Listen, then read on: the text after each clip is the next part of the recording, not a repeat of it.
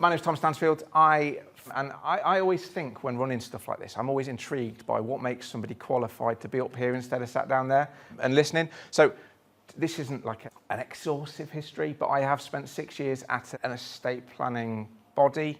I won't name any names, but it wasn't this one. And then I left that with a view to set up a marketing agency and quite quickly got lured back into paid employment. And I went to work with Willwriters. Have you heard of Willwriters? So I went to work with Willwriters as their head of brand prior to its acquisition from Leap, at which point I said to my wife, I said, no, this time I'm actually leaving. This time I will stay at home and we'll set up an agency. So we did that.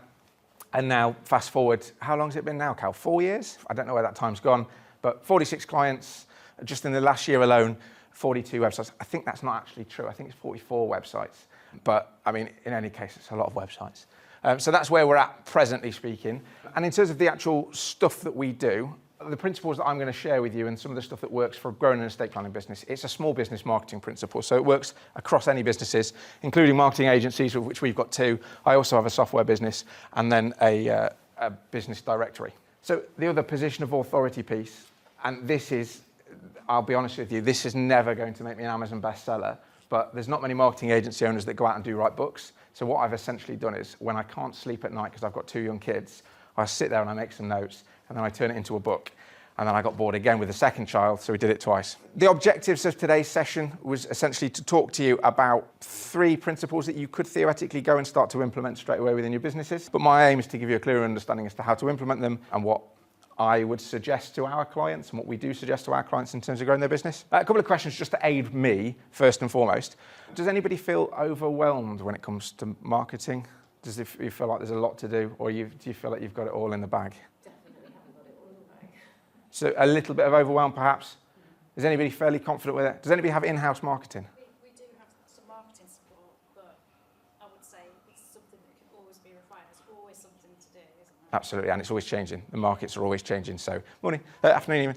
Yeah, the markets are always changing. So there's always stuff to implement. I am blessed to have colleagues like Callum, and so I should probably say that I don't know everything there is to know about marketing. I almost said anything.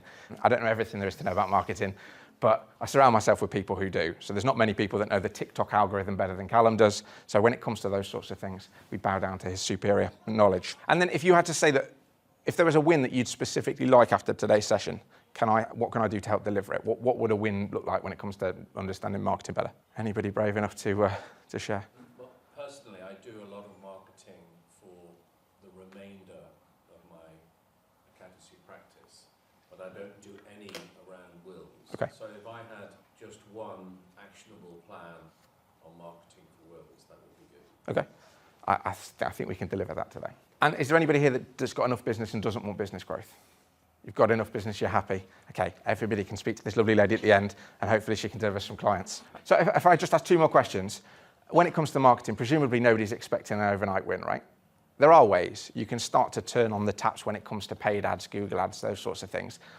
I say overnight wins, but even with things like Meta and Facebook ads, typically speaking, you need to set up the Facebook pixel, and then you need to start training that pixel. You need to, and the ads algorithm before it starts delivering you the perfect sort of client. So even that's no longer just an overnight win.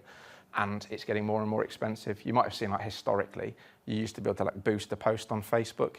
Sadly, it's no longer the case that you can just boost a post and you'll get the impact that you specifically and typically want. And those that do want business, are you prepared to put in a tiny bit of hard work to get those tangible results? Yeah.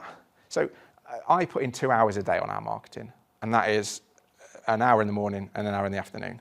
And it sounds like a lot, but realistically, all I'm doing is just a little bit of business development. So I'm responding to emails in the morning, sending out proposals, and then in the afternoons, I'll chase it up and I'll get on the phone. That's what I'll do. And then I'll schedule my social media content and those sorts of things. So it's not too onerous. And those are the things that we're talking about. Terrible picture here, but it gives you an indication as to what, as a small business owner, are we all in the micro and small bracket here? Anybody that doesn't fall under that?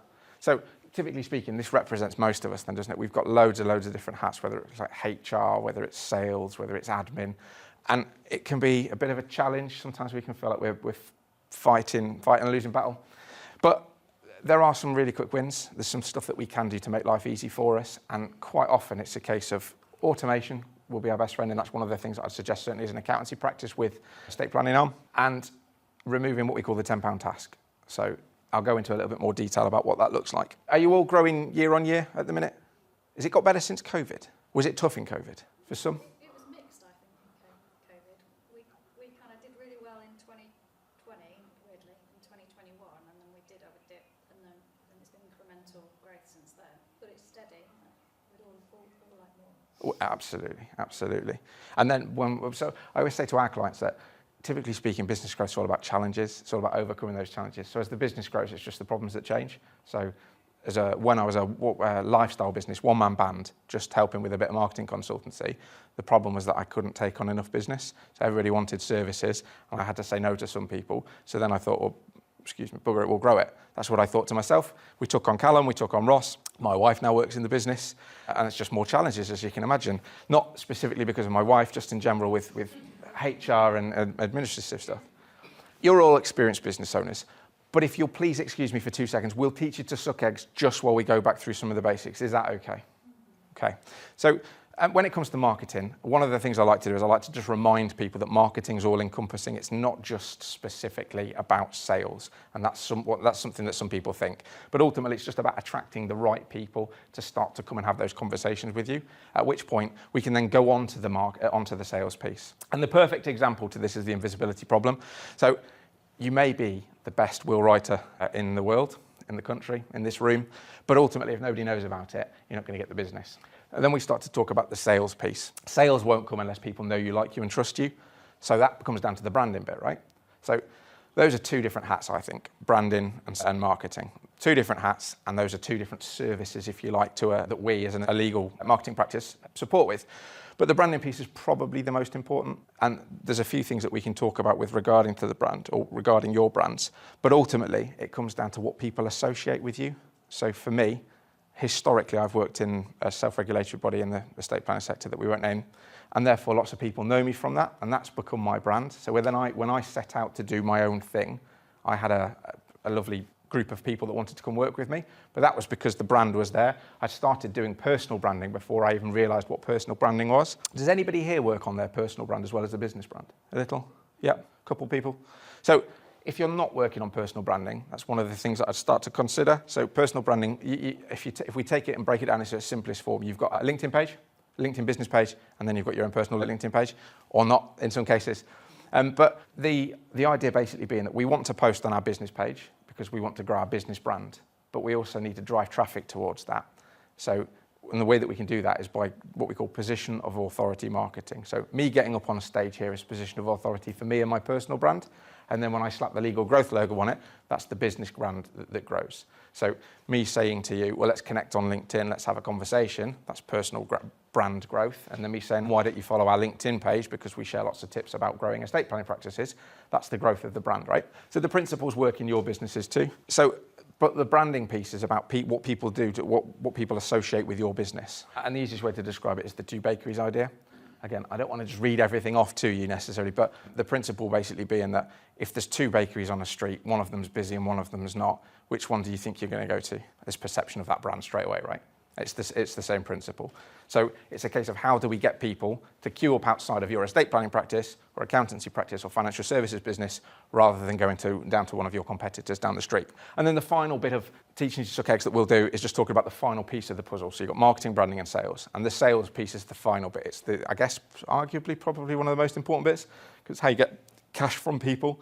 But it's then turning that process, that know, like and trust into cash. And that's quite an important part of the business puzzle. So a case of what that looks like would be you're in a new city and you want to choose a restaurant.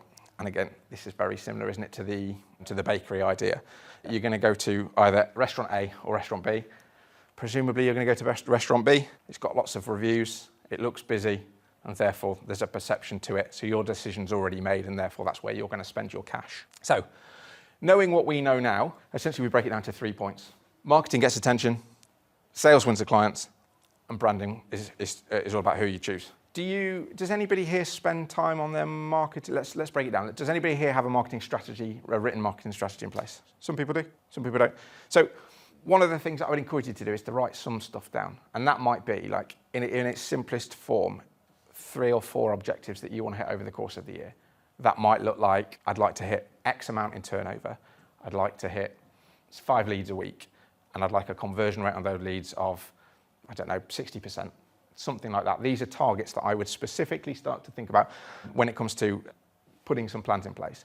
Because once you know that, we do something called starting with the end in mind, and we can work backwards. So the idea basically being that we want something to work towards. So for me, when I set out, I wanted a lifestyle business. I wanted to match the income that I had from a paid salary so I could keep my wife happy, keep a roof over our heads, and have a bit more freedom and time choice. That's what I wanted. So I set those as objectives. And if you imagine that's at the top of the ladder, I then simply start with the end in mind and work backwards. And this works whether it's your target of, I don't know, £1 million in turnover or whether you want 100 grand in turnover. You start with the end in mind, and then you break it down. So 100 grand, this is from the accountants in the room, and I start to get a bit nervous because my math is terrible, but is about 8.3 grand a month, is it, for 100 grand? And if we break it down, so if we assume then it's about 2 grand a week is what you're looking to achieve to be able to hit that 100 grand turnover.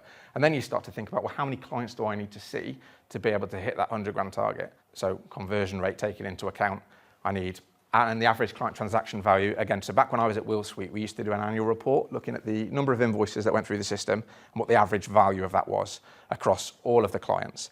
And at that time, and we are talking now, what would I have been, 5 years ago, we'll call it, the average client transaction was 561 quid. I would imagine it's gone up ever so slightly. And if you look at our client bank, so in the estate planning sector, we've got about 26 clients. The average is about £1,000. So that's really easy for my maths, which is great.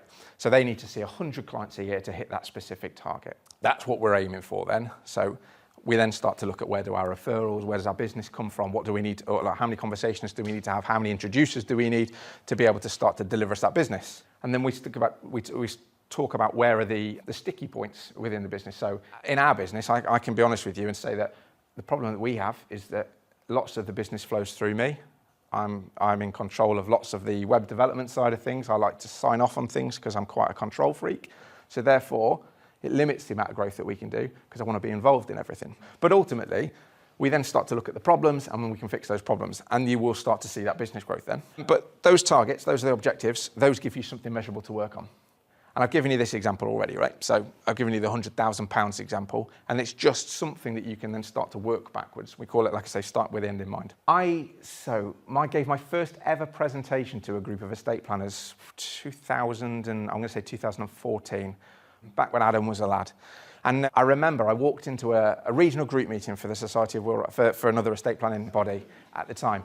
And I thought to myself, why aren't these guys fighting? You're all essentially competitors, right? You're all in the same geographic location. You're all fighting over the same clients, typically speaking. And I realised, obviously, that wasn't the case. But what did strike me was that some people are different. Some estate planners are different. And I appreciate in the room, we've got a fairly balanced and mixed group of individuals with different businesses. But I'd still encourage you to think about what your USP was.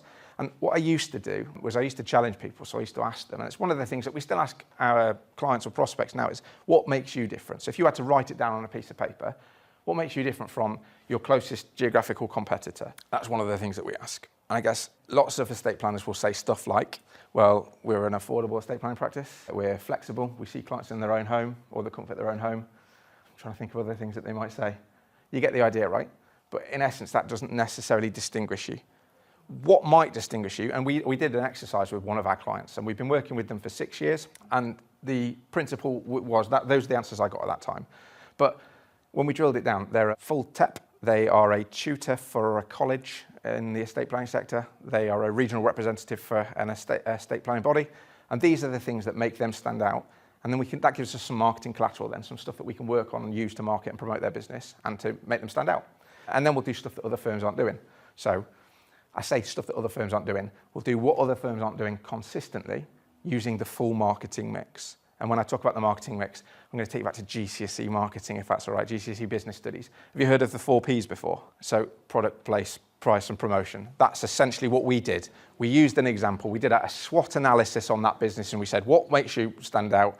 Where do you fall down? What are the opportunities that you've got and what are the weaknesses? That's what we looked at. The opportunities and the threats. And then we created a marketing strategy which basically said, okay, so you're not on this specific channel, but there's an opportunity to go onto that channel. We need consistent content if we're going to do it. We need more referral partners. And then we just put actions in place to be able to help them hit that specific business, those specific business objectives that they were looking to achieve. But it all comes down to this. So you can, what's the saying? You can lead a horse to water, but you can't make it drink, right? Ultimately, we need to understand what makes that horse drink the water. We need to understand what makes a client purchase from you. And it comes down to a simple principle called know, like, and trust. Anybody in BNI? That's a principle from BNI, I think, isn't it?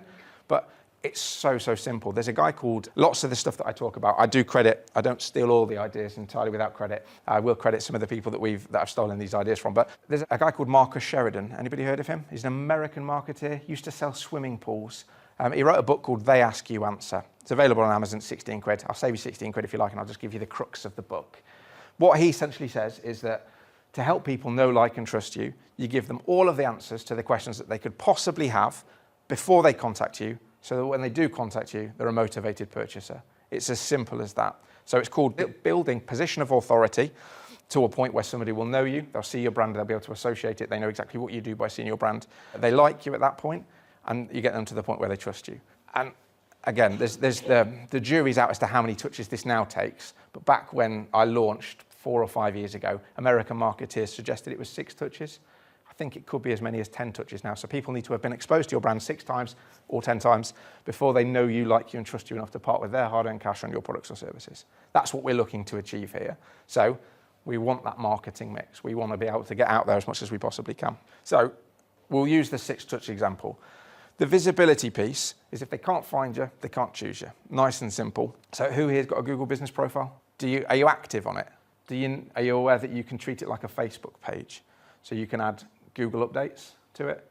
So if does anybody use scheduling tools for their social media? So you can theoretically add Google business page profile, your business page profile, to your scheduling tool, whether it's Hootsuite or Buffer, whatever tool that you use, and there are some free ones out there. And then you can post out to that at the same time that you're posting out to your Facebook audience or your X audience, Twitter audience. I was at a presentation last week, when Callum and I were at a presentation last week, and there was somebody presenting about radio advertising and how that can form part of the marketing mix. And they made this terrible joke, and they said, does anybody know where to hide a dead body in Tamworth? And the room was silent, and then she said, on the second page of Google. And I laughed, as you've laughed, it's a fantastic joke. But ultimately, she was right. Nobody goes, we all lack patience these days, don't we? Nobody goes to the second page of Google, so we want to fight and we want to be on that first page as quickly as we possibly can. So local reputation matters, and there are things that you can do to improve your visibility on the search engines. I would encourage you, is time an issue for many small business owners? I would imagine so. Yes. So I would encourage you to ignore every other search engine then and just focus on Google primarily for the time being.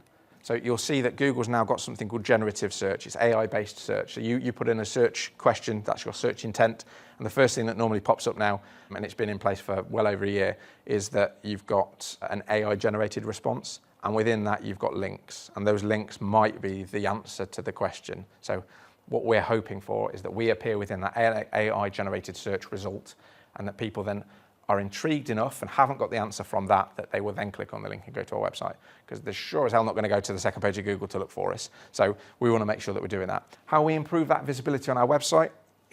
How often do you revisit your website? It's not a set it and forget it thing, unfortunately, a website. My inclination or my encouragement to you would be to say, I would revisit your website on a monthly basis. And everything that I'm saying to you, I appreciate it's not good news. I'm like, we need to do this, and you need to do that, and you need to do the other. But ultimately, it's this consistency and the hard work that will pay off, and it will grow your business without having to then go and spend thousands of pounds on the tap, which is Google Ads. So it will deliver business in the long term. And anybody who follows me on LinkedIn, welcome to do so afterwards. On a regular basis, I'm not flexing when I do this, but I'm just showing. So I put a post out which shows our Google Search Console traffic. And this month it was 230,000 hits on Google, just for our Google business profile. So people are finding legal growth because we're writing content on our website. I revisit the website on a regular basis and I change content. My website's not the prettiest thing in the world. I threw it together in 3 days so that we could launch 4 years ago, and then we just add to it periodically. It doesn't have to be particularly pretty. People just want the answers to their questions. So just spend time on your website, go through it. And if you're going to do one thing on your website, change your text format so that you've got question, answer, question, answer, question, answer across the course of the thing, across the course of your website. If you can, it's called like accordion style stuff. You click the question, it opens the answer. Google reads that. If you've got images on your website, you've got something called we'll call it an image description. It's called an alt tag, but make sure that the alt tag, the image description, is completed and it's filled in, because that's just another thing that chances are most estate planners haven't got or haven't done, because web developers are quite lazy. So they won't have filled that in, and therefore your website won't be performing as well as it could. All of these things will, in part, help you get onto the first page of Google. They will help you get seen, and in 6 months, 9 months' time, you'll thank me for having a better position on Google. The reason I said Google specifically is because 93% of web traffic goes through Google. There's about 4% of traffic that goes through Bing, and that's just because people are lazy and they don't change the browser when they get a new computer. And then Safari's obviously climbing, but all of that will change. So website traffic across the board is dropping. So does anybody have Google Analytics set up on the website? If you haven't, set that up next. It's free to set up. Speak to your web developer. It's a 2-minute task. If they try and charge you any more than 50, 60 quid to do it, they're robbing you. But set up Google Analytics, because it will tell you who's going to your website, what pages they're going to, so therefore what they're interested in, how long they stay on your website, which then dictates what we call a bounce rate, so the rate at which somebody goes to your website and they stay without doing something, or they leave before they leave without doing something. And what we want is we want them to click a call to action. That call to action, typically speaking, is go to our contact page and get in touch with us so that we can support. So visibility is hugely important. That comes from the master of marketing, Seth Godin. He's an American marketeer. And when I was at university studying marketing, he was the lecturer, the textbook that we had. A quick example. So many of you have heard of the brand Gymshark. First self-made billionaire under 30, I think he was, in the UK. Don't quote me on that, but I think that's fairly accurate.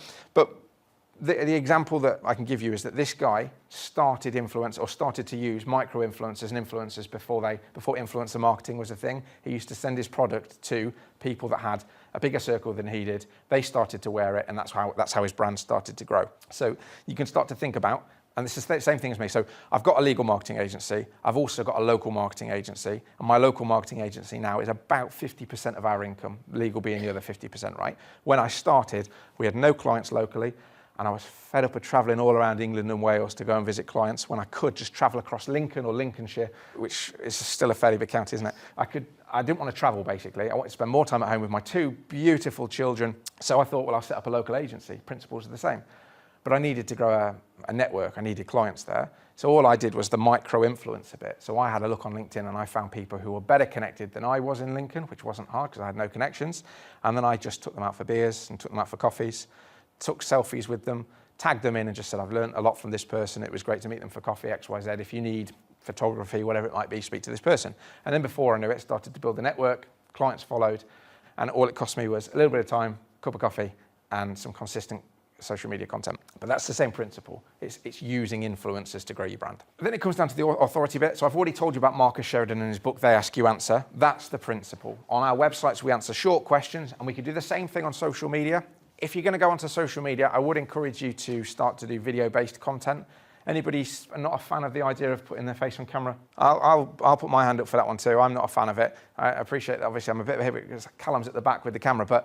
And I know what you're thinking. You're thinking, Tom, you've got a face for radio, not for video. But nobody cares, if I'm honest. Maybe you do, but people don't care because we scroll through and consume content so quickly that by the time that they've seen your face, they might not listen to the full message, the full 30-second video, whatever it might be. They'll consume more content and they'll scroll. We're just in that specific age at the moment. But the key thing being, we still need to create that content and we still need it out on a regular basis. Blog posts on websites, do we do that? It might be an idea to set up. Again, it's free. You've all heard of ChatGPT, right? You can set, does anybody pay for ChatGPT? Okay, so ChatGPT is an LLM, a large language model, right? And there's lots of other ones. You've got Gemini, you've got Claude, there's thousands. I think there's millions actually now but ultimately they all do the same job. You feed it with a prompt and then it will give you something back. So this presentation was supported by ChatGPT. I said to it, I'm going to deliver a presentation to a group of estate planning practitioners. I gave it the brief that I'd given Vicky to say this is what I'm going to deliver. And I said, how can I deliver this to this group of estate planning practitioners? What's going to help them to grow their businesses? And then we started to develop the slides. You could do the same thing with a blog article. The only thing to remember is the more information you give it, the better response you'll get. So we wrote a blog for a client, what will it be, 2 years ago? And we used ChatGPT for it. And there's a few things that you can tell from AI-generated content. M dashes are one of my biggest bugbears. It's the long dash, right? That's nobody uses that in modern language anymore, not to my knowledge. So, do you use it? I got accused of using AI to write No way. one of my things, but I've always done that. So that's a rarity, but I've seen it come in more since the advent of AI. But there's a few other things that it will do. Improper use of emojis. It will start a sentence with, in this modern digital age. There's some things. So you just give it as many prompts as you can. You can set up things called projects on ChatGPT as an example, and that project might be blog articles, and then you say to it, I don't want to use em dashes, I don't want to use sentences like, I'd like it to be conversational, and you can add and add to this prompt so that every time you go into it, it remembers everything that's in that project, it knows exactly what blog articles you've written, and then you can create content much faster. And then, but obviously remembering things like you want to do accordion style question and answer, short snippets. And then you can use those blogs to create video scripts and then record videos, embed those into the blogs. And then you're starting to create a USP for doing something slightly different to other estate planning firms. Did you have a question? Well, I Sorry. was just going to say that, I mean, don't you think that if you're talking about AI, by the time you put all those prompts and questions in, do this, do that, you might as well have done it yourself? True, but once you've done it once, it will help you and save you time on the second one. So to write a blog article used to take me 3 hours when I'm writing for a client. Now it takes me 30 minutes. The level of detail is significant that comes out. Absolutely. What I might do is I might do a video on how we now do that for estate planning clients, and then I'll share it out to those that want it. But just to give you an indication as to how you can do it. So from a position of authority perspective, if you share all the information you want it to know with regards to when the business was founded, what makes you different, what your calls to action might be, it will add that all in for you. So, and then you can go through and tailor everything. So we'll never just put something through an LLM and then put it straight onto a website. We will proof it. I will then put it through an AI checker because I don't want any content to appear like it's AI generated. So I will then put it through AI checkers, and I'm not happy with a score of less than 70%. So if it's deemed that it's 30% or more produced by AI, we go back to the drawing board. So we do that on a regular basis because we can all tell, in the main, we can see AI generated content or snippets of it, and we want our content to seem like it's authentic and that we've invested time in it. So these are the things that you want to do. But ultimately, that's just one small piece of the marketing mix, right, to start to grow your authority. I'm conscious that we've got 7 minutes left and a few more slides to crack through. So you've heard of Martin Lewis, right? Martin Lewis isn't necessarily famous for being a financial expert, but he is famous for giving people answers. And so he's built up position of authority as a result of teaching them to do something or teaching them where to go for something rather than explaining to them the nuances of financial products necessarily. And he sold his business for a small chunk of change. The next thing is that consistency piece. If you take nothing else away from today's presentation and today's workshop, the key thing is that consistency will win overall. So I was building a personal brand back when I was at another estate planning membership body, and I had no idea. All I was doing was posting content on a regular basis, kept posting content, and then it happened. Whereas what most people do is they won't do anything for a while. They'll realize that they've got a bit of a gap on their social media feed. They'll post something, and then they'll forget about it. So you can schedule. So before I get out of bed on a Sunday morning, my selfies that I take with people that I go for coffee with, very rarely are they ever posted on the day. I'm letting you in on a little secret there. They're posted the week after or the Sunday for the week after because nobody really cares. But what does matter is that I've tagged the person in the post so that I benefit from their audience. So on LinkedIn, you're benefiting from seconds and thirds audiences. Those are the things that matter more than anything. The day that you post it doesn't necessarily matter. But doing that consistently over time will be your best friend. And that's probably the key takeaway. And that's come from nobody else but Gary Vaynerchuk. Anybody heard of him? Runs the biggest marketing agency in the world. So that's what I would focus on more than anything, just consistency. Also backed up by James Dyson. He had a few failed products before the Dyson vacuum became what it was. So consistency, like I say, that's the key about anything. And then the next thing is social proof. So we've talked already about the Google Business Profile. Most people know the Google Business Profile because, number one, it directs people to your office and you use it for directions, but also because you can get Google reviews. Anybody collecting Google reviews? That's a win. That will be your second best friend after the consistency piece. We call it social proof in marketing, right? So creating content for your social media or for your website, web copy, nothing's easier than getting somebody else to write it for you.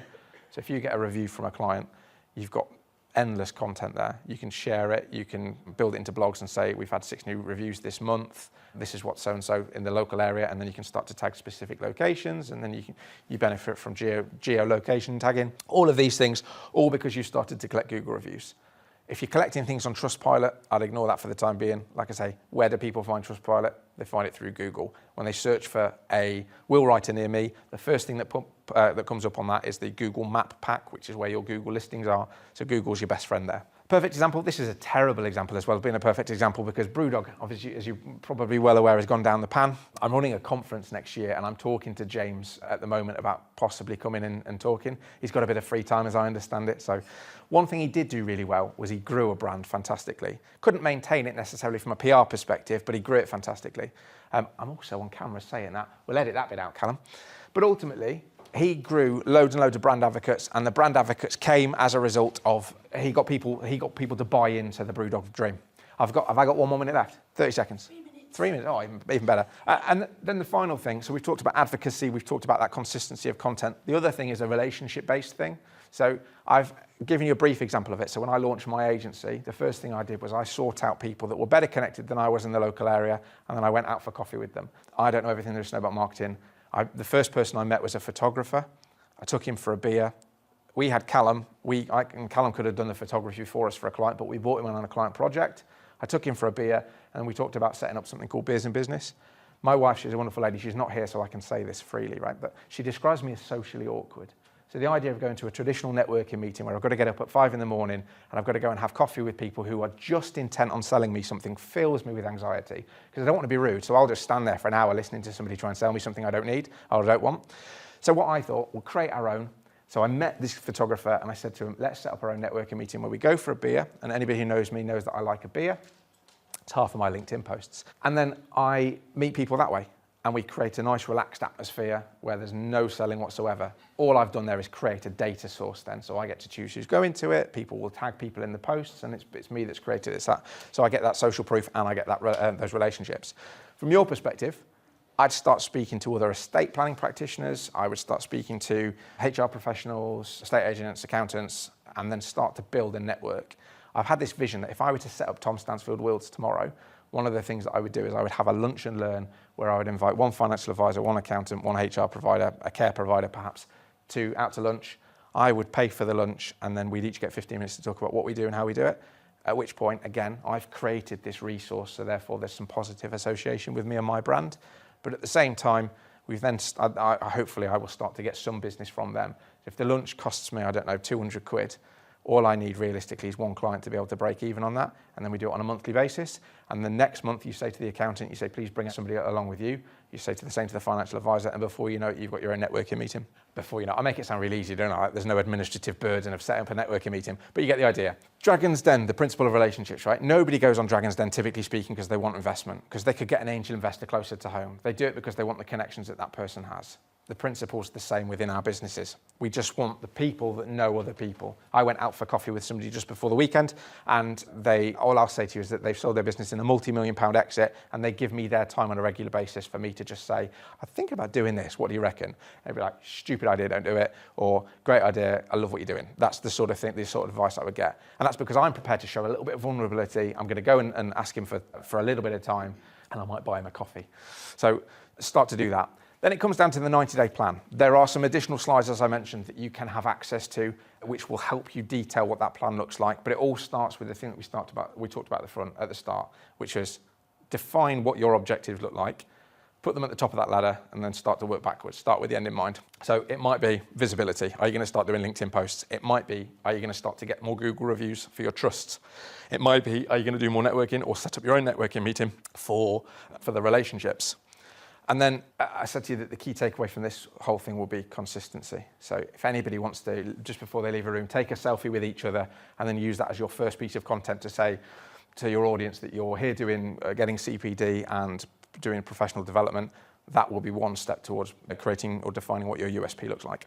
So the key thing being, be visible, build trust, and stay consistent. Those are the 3 key messages that we talked about. And anybody who wants the slides is welcome to download that. Anybody who's not interested, I'm sorry. Okay. Thank you very much, guys.